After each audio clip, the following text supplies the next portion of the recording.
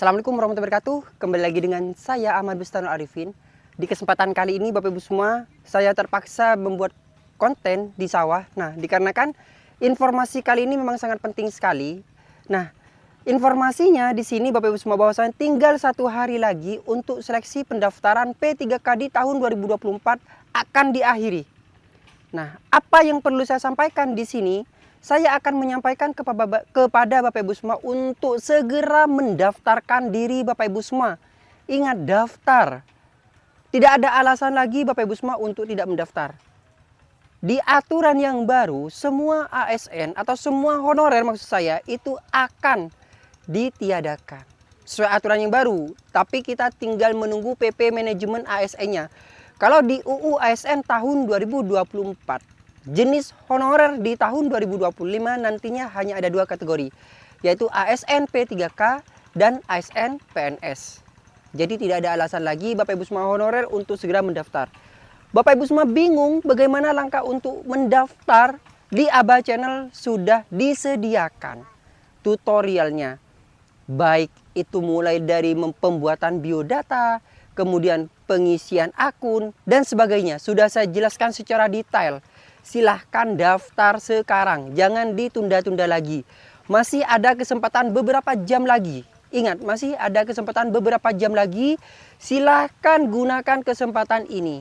Silahkan masuk di akun SSCSN masing-masing. Dan untuk kategori 2 nih, nah kategori 2 di sini maksudnya bagi Bapak Ibu semua yang tidak masuk di dalam database BKN, nantinya Bapak Ibu semua bisa mendaftar di bulan depan.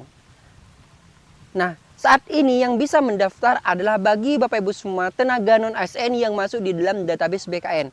Skemanya seperti ini Bapak Ibu semua nantinya. Untuk skema rekrutmen di tahun 2024 ini, seandainya Bapak Ibu semua di sini adalah ex-THK 2, maka itu yang diprioritaskan. Dalam artian seperti ini.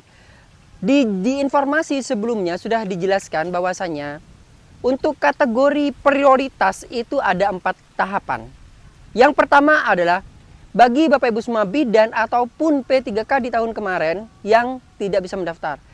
Atau P1 lah yang masih belum terekrut. Hanya saja ini saya tegaskan, untuk Pemprov masing-masing itu berbeda-beda. Jadi tidak bisa disamaratakan. Karena ada Pemprov yang sudah tidak merekrut P1 yang kemarin. Dikarenakan kemarin sudah dikasih kesempatan di tahun 2023, tapi tidak dipergunakan dengan baik. Sehingga saat ini itu tidak akan direkrut lagi. Contoh saja Pemprov Jatim untuk P1 sudah dianggap selesai.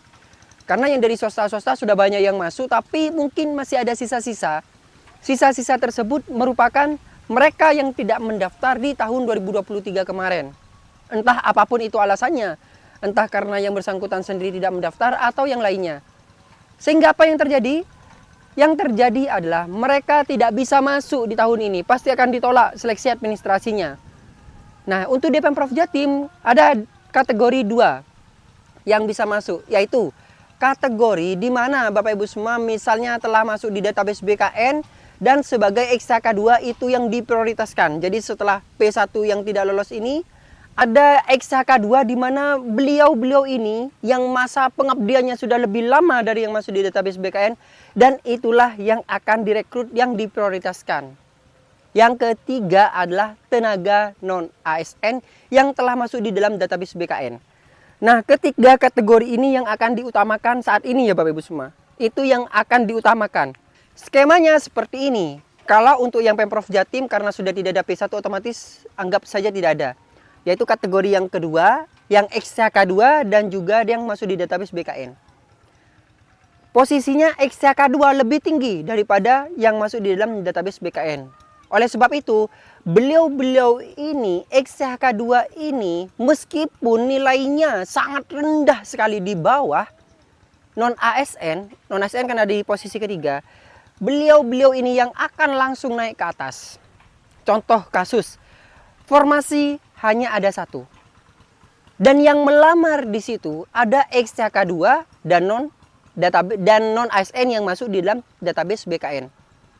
Beliau-beliau yang masuk di database BKN non-ASN ini nilainya misalnya 100 alias perfect.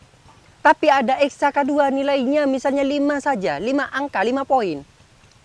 itu yang akan diutamakan. Jadi formasi 1 tersebut akan diisi oleh XCHK2. Sedangkan formasi yang tidak atau non-ASN yang meskipun nilainya 100 itu tidak akan lolos. Hanya saja beliau-beliau ini yang tidak lolos di dalam rekrutmen, dengan kata lain yang tidak masuk di kuota, itu akan masuk di P3K paruh waktu. Jadi yang 1 diisi oleh XCHK2 ini akan masuk di full time.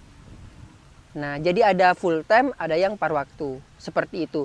Oleh sebab itu tidak ada lagi yang namanya non-ASN nantinya, yang ada adalah P3K paruh waktu, P3K paruh waktu, dan PNS.